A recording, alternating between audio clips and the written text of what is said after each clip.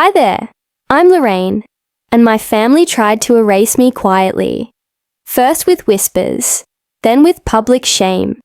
They mocked my work, gaslit my past, and when I finally stood up, they called me the problem.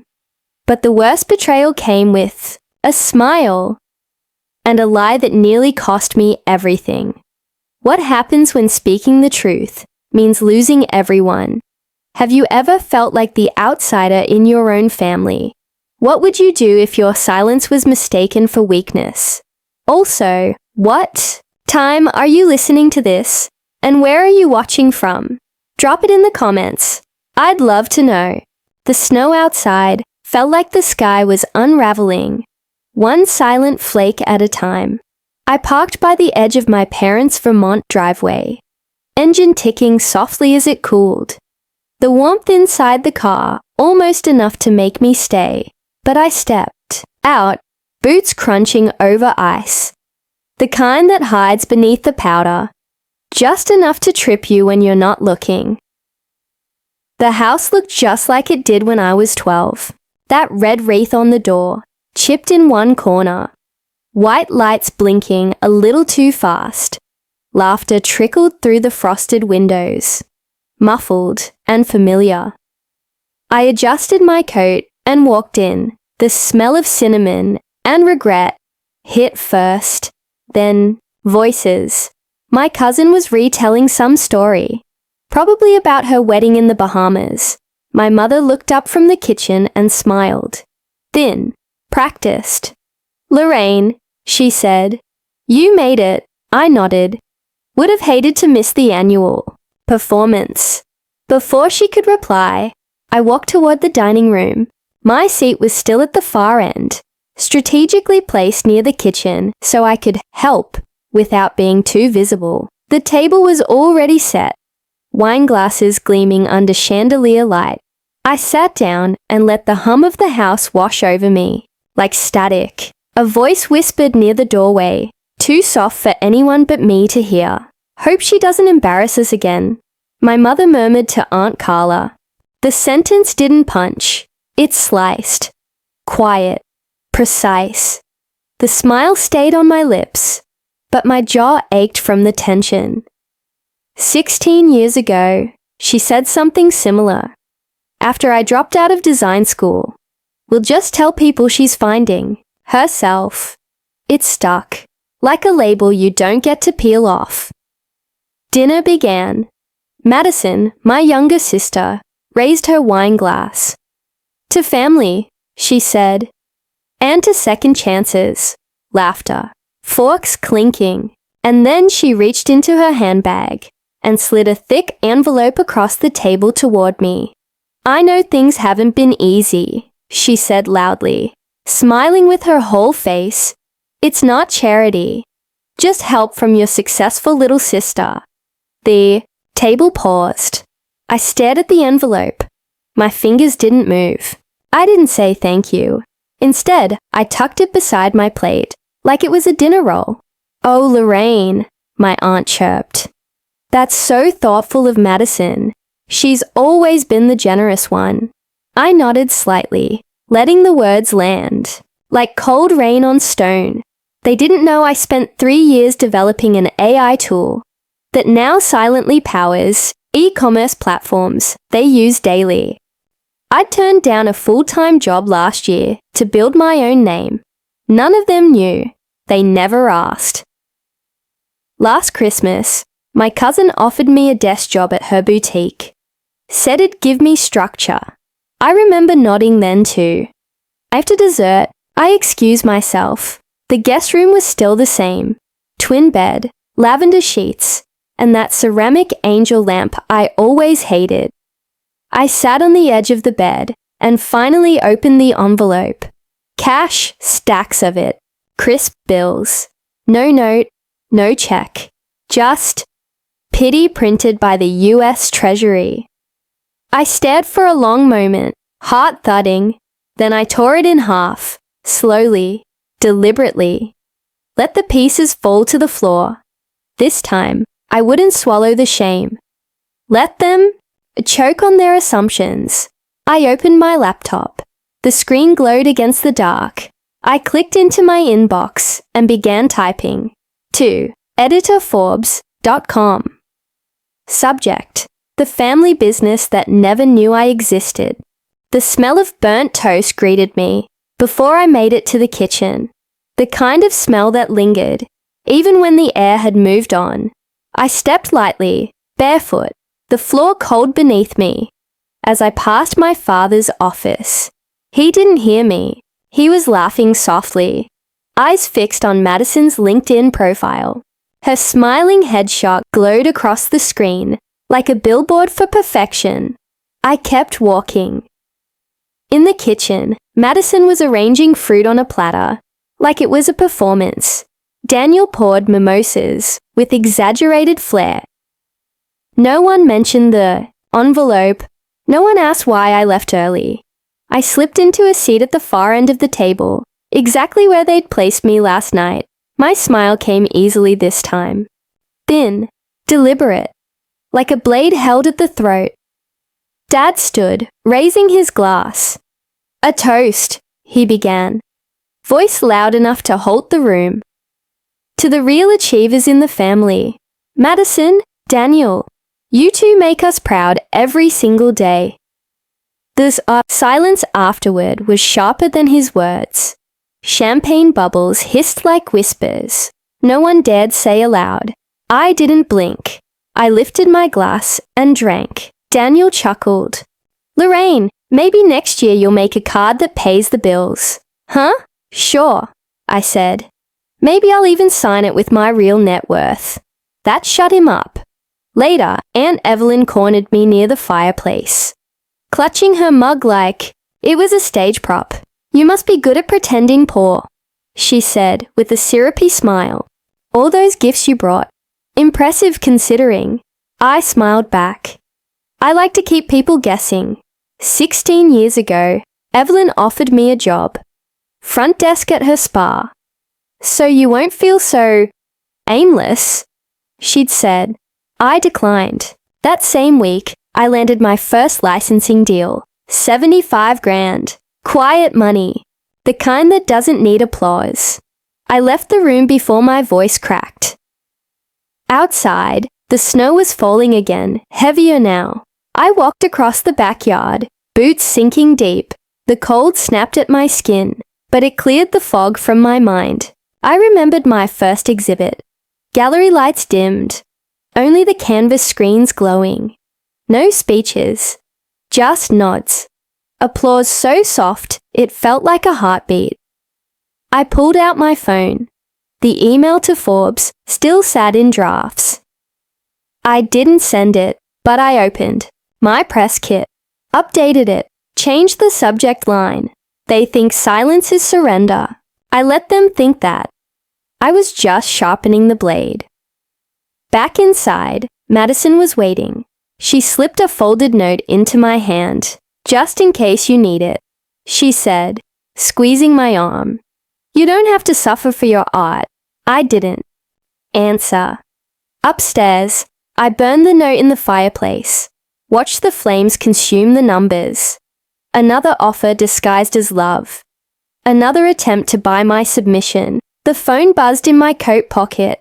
"Hi, this is Michelle from Forbes. Is now a good time?" I looked out the window, snow catching the light like ash. "Perfect timing," I said. I sipped my coffee in silence, watching frost bloom and fade on the window pane. The clatter of forks and fake laughter from the breakfast table echoed behind me, dull and distant. No one noticed I hadn't touched my plate. That was the thing about silence. It wrapped you in a cloak no one bothered to lift. It was safer, cleaner than begging to be understood. I used to think silence protected me, but I see now it was survival, dignity buried in quiet. 6 years ago, my studio in Brooklyn had barely enough heat to chase off the February cold. I remember the cracked window that refused to shut, the smell of paint clinging to everything, the ache in my lower back from nights sleeping on a floor mat. That morning, I got an email. A series sold. $12,000 wired. I stared at the screen until my fingers remembered how to move. My hands shook as I dialed Dad's number. I wanted to tell him. I needed him to be proud. "You're kidding," he said when I told him. 12 grand? People are desperate these days, even for digital scribbles. Then he laughed. The kind of laugh that made me feel smaller than the pixels on my screen. I whispered, "Thanks," and hung up. I didn't cry, not then. That night, a different email arrived. A contract. $75,000 from a Swedish gaming company, licensing my generative art for a world-building engine. I stared at that number like it was a hallucination. I never told anyone, not even friends. I signed under a pseudonym, wired the first payment into a new trust, and closed my laptop with a calm I didn't feel. They laughed at my dream. I made sure they never got the chance to laugh at my success. Now I stepped outside, snow crunching under my boots. The backyard shed stood where it always had, crooked and forgotten. I opened the door. Dusk greeted me, shadows too. The scent of old acrylic lingered like the ghost of who I used to be. I set a framed photo on the shelf. Me in that Brooklyn studio, holding my first canvas. I'd kept it hidden all these years, but now it belonged here. Back inside, I opened my laptop and pulled up the Forbes draft. If you still want the exclusive, I'm ready. My finger hovered over the send button. I stared at the screen, then closed my eyes. They thought I disappeared, but I was just preparing for a return. No, one could ignore. The chandeliers above cast fractured light onto velvet gowns and crystal glasses, reflections bouncing like whispers, in a room too full of polished egos. I stood at the edge of the gala, dressed in black satin. Understated, but impossible to ignore. The hope for futures. Gala was as grand as ever. Historic opera house. A silent auction unfolding like theatre. Champagne flowing in streams. I had donated under a pseudonym, intending to remain unseen, but tonight, the shadows couldn't protect me. Madison took the stage, perfect in her midnight blue gown, pearls catching the spotlight like stars made obedient. "I'm honored to accept this award for community leadership," she began. The applause barely died before she pivoted. In a world where too many chase digital pipe dreams and call it innovation, real impact still requires boots on the ground. The room chuckled. My table froze. My glass didn't move. Neither did I. 5 years ago, she'd said something similar. At Thanksgiving, I had shared news about a small gallery showing in Soho. She smiled across the turkey, turned to Uncle Ross, and said, "At least someone's brave enough to call coloring on computers a career." They had laughed then too. I stood now, not to confront, not to defend. I walked, calm as snowfall, to the operations director near the back exit. "I'd like to withdraw my donation," I said, handing over credentials. He looked stunned. "All of it?" I nodded. $200,000. Remove my name from the benefactor list. Effective immediately. Within the hour, my name was gone from the gilded donor board at the lobby. The space where it once was now reflected only candlelight and silence. "Media will catch this," my assistant whispered, following me out. "Let them," I replied. As I passed the stage, Madison was swarmed, smiling for photos, shaking hands. She didn't see me at first, but as I neared, her eyes caught mine. I paused. Close enough to see the glitter under her eyes wasn't just makeup. "Enjoy the spotlight," I said quietly. "I prefer owning the stage," and then I walked out. A camera flash chased me into the cold, but the heat I felt wasn't from attention, it was from memory. 3 years ago, I stood at an investor summit in San Diego. No press, just minds and money. They asked for a demo, and I gave them a revolution. The room rose when I finished. Not out of politeness, but necessity. They never clapped like that for Madison. And tonight, they would finally know my name.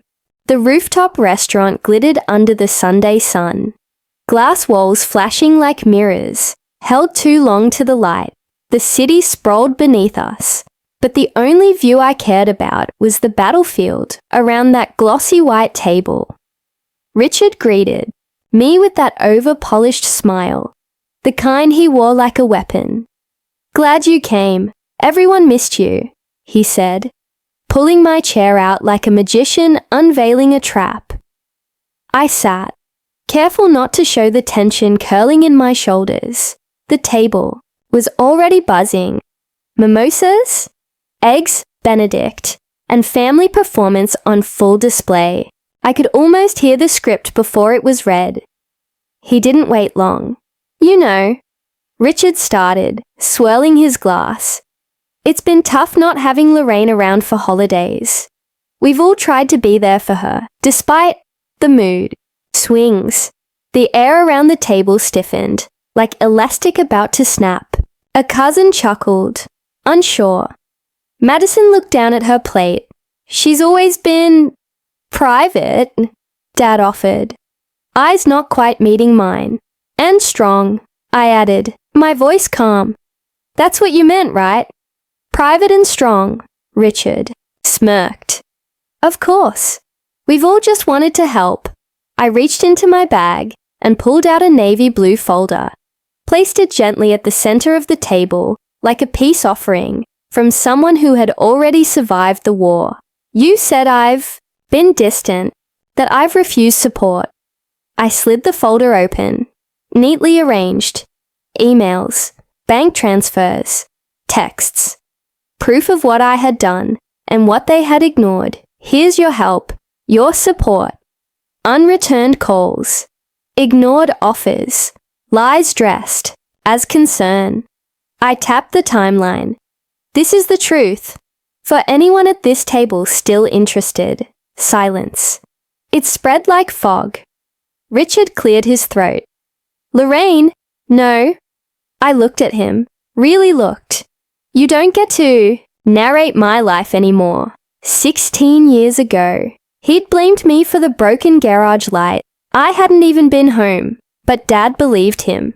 I remember standing there, 15, clutching my sketch pad, while Richard said, "She was mad about something. You know how she gets." That was the first time I realized the truth didn't always win.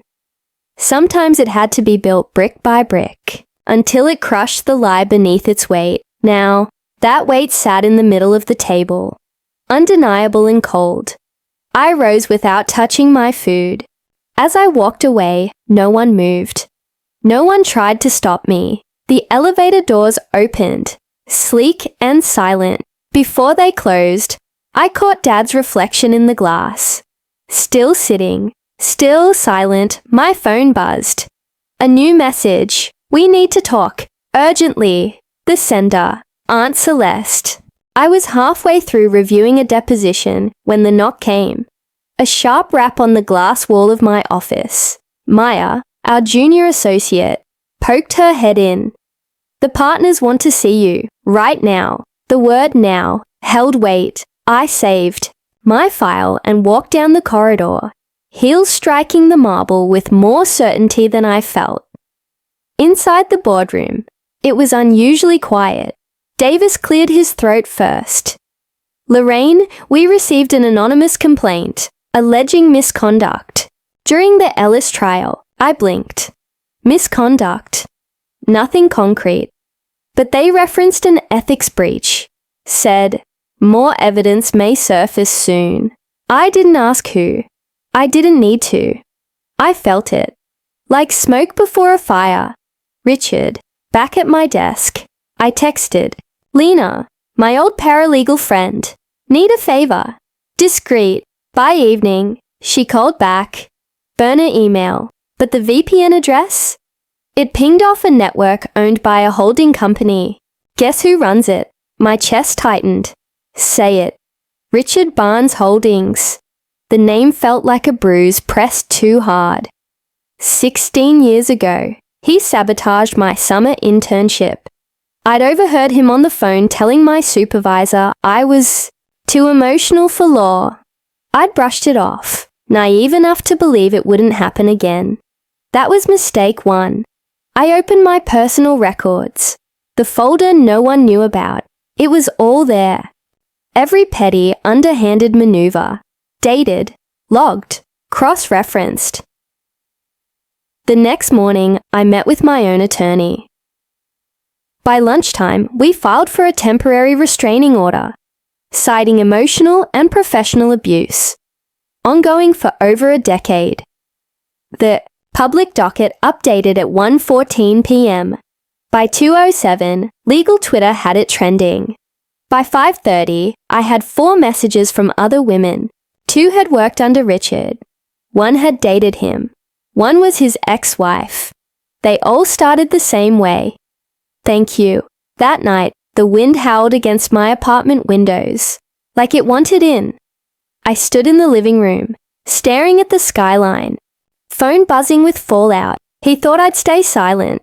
He never thought I'd fight with fire. There was a knock at the door. A man in a navy windbreaker held out a white envelope. Lorraine Barnes. I nodded.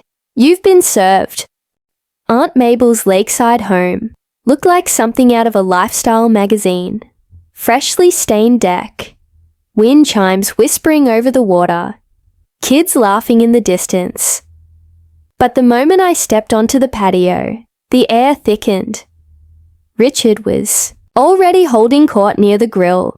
His laughter had a sharper edge tonight. Our cousins glanced up, then quickly backed down. My father caught my eye from the porch and gave a tight smile, the kind that begged, "Don't make this about you." I didn't respond. I walked in with my spine straight and my phone in my pocket, recording. Dinner was a parade of small jabs. Marla joked about quirky artists. Uncle Dean chuckled at something about emotional types. I chewed slowly, letting the bitterness blend with the roast. Then Richard stood, glass raised, voice falsely cheery. Let's toast to truth. Because some people have made lying an art form. My fork froze. Silence rippled outward like a dropped stone. You know, he continued, when family turns legal matters into public spectacle, when they drag names through mud for attention, it says more about them than the evidence they parade. He turned to me. You've embarrassed us, Lorraine. Our parents. This entire family. I met his stare. Calm, unblinking. But inside, I was screaming. He slammed his palm on the table. You want to be famous? Congratulations. Everyone at work's talking about your little lawsuit. You happy now? My mother looked away. No one stopped him. Some nodded. A few looked at their plates like they might disappear into the porcelain. 16 years ago, I was 12. He blamed me for breaking Dad's trophy cabinet. I hadn't touched it, but everyone believed him. No one asked me. I stood alone then. Not this time. I reached under my napkin and tapped the screen. Saved. Later, back at my apartment, I sat in the dark. Played the recording once. Then again. Every insult, every escalation, crisp, controlled, damning, I sent. The file to my lawyer with one line. Use this when he lies again. I closed my laptop, bolted my door, leaned back against the wood. Letting silence drape over me like armor, the phone lit up. Unknown number, message preview. You think you've won. The curtains were drawn, but daylight still leaked in through the edges, dull and hesitant. My footsteps echoed as I entered my parents' home. Each one a refusal to turn back. I didn't call ahead. I didn't need to. My father sat reading. At the kitchen table, glasses perched on the edge of his nose. He didn't look up. I need to talk to both of you, I said, loud enough to crack the quiet. My mother stepped in from the hallway. She froze when she saw the envelope in my hand. What? My father asked, barely glancing up. I placed the envelope on the table and pulled out the voice recorder. Pressed play. Richard's voice erupted through the kitchen like a snarl. His accusations, the table slamming, every insult coated in venom. The air tightened. My mother's hand trembled. My father stood abruptly. "This is out of context," he barked. "You're twisting things again." "No," I said. "This is the full context. You just never listened." My mother turned away, arms hugging her own ribs, like she was bracing for a storm. My father's face flushed red. "We raised you. You owe us better than this public circus. You raised a daughter strong enough to walk away," I said, and I meant every syllable. 16 years ago, I was 9, curled in the corner of my room, listening through paper-thin walls as they defended Richard after he punched another boy at school. "He didn't mean it," they said. "The other kid must have provoked him." I remember whispering, "You're cowards," into my pillow. My father stormed out of the kitchen. My mother stayed behind. Her voice was barely a whisper. "There's something you don't know." I looked at her. She wasn't trembling anymore, just still. "It was junior year," she said, staring past me. A girl came forward, said Richard hurt her. There was an agreement. We paid. We couldn't risk his future. I felt the world shift sideways. "You covered for him?" Tears welled in her eyes. "He was just a boy. We thought he'd change." "No. You thought silence was safer than truth." We stood there, decades of denial thick in the air between us. I walked outside, my breath sharp in the cold, dialed my lawyer. "We're filing," I said. Before I hung up, I looked at the house one last time. The lies it had protected, the loyalty it demanded. Let the storm begin. My phone buzzed. Unknown number. "You really want to destroy your family." I didn't flinch. 2 months had passed. Enough time for the adrenaline to fade, but not the ache. I stood in my new apartment, sun cutting through the windows like truth through fog. The verdict came in that morning. The court ruled in my favor. The judge's voice still echoed in my head. In light of the presented evidence, the court finds the claims against Lorraine unsubstantiated and malicious in nature. Richard's assets were frozen pending further investigation. His statement to the press, delivered by a trembling PR rep, was an apology wrapped in legal jargon, hollow and too late. My inbox flooded with reporters. I didn't answer a single one. My father stayed silent. My mother sent a letter, handwritten. It began with, "We didn't know," and ended with, "But you didn't have to make it public." No, I'm proud. No, I'm sorry. Just regret, peppered with blame. Richard's employer dropped him a week later. He made a series of unhinged posts online, painting himself the victim of a vendetta. I said nothing. My lawyer's advice: let him burn his own stage. I passed our old house last night. A for sale sign stood crooked in the frostbitten yard. I didn't slow down. There was nothing left to mourn in those walls. Today, I met my therapist at a park on the north side. The lake glazed with wind. She asked how I felt. Tired, I said, but lighter. We sat in silence, broken only by geese overhead and the occasional cyclist gliding past. I told her I didn't want revenge. I wanted acknowledgement. To stop feeling invisible in a family that prized noise and narratives over truth. I didn't want to destroy them, I said, voice flat. I wanted them to finally see me, hear me. She nodded, and for once, didn't try to summarize my pain into anything neat 16 years ago. I lay in bed whispering into my pillow. pretending it could carry my words further than the walls. One day they'll listen. I used to say, I never thought that day would come through court filings and media scandals. My phone buzzed. It was a text from my mother. I'm sorry. I didn't protect you. I stared at it for a long time, then pressed lock. Back at home, I opened my journal and wrote the line that had been echoing in my mind for weeks. Some wounds scar, but they also seal. I slipped the recorder back into the drawer. I didn't need it anymore. Not for proof, not for defense. Just a reminder. I zipped up my coat, stepped into the hallway, and walked toward the lake. And so I chose silence. Not as surrender, but as survival. Looking back, I realized the battle was never just with them.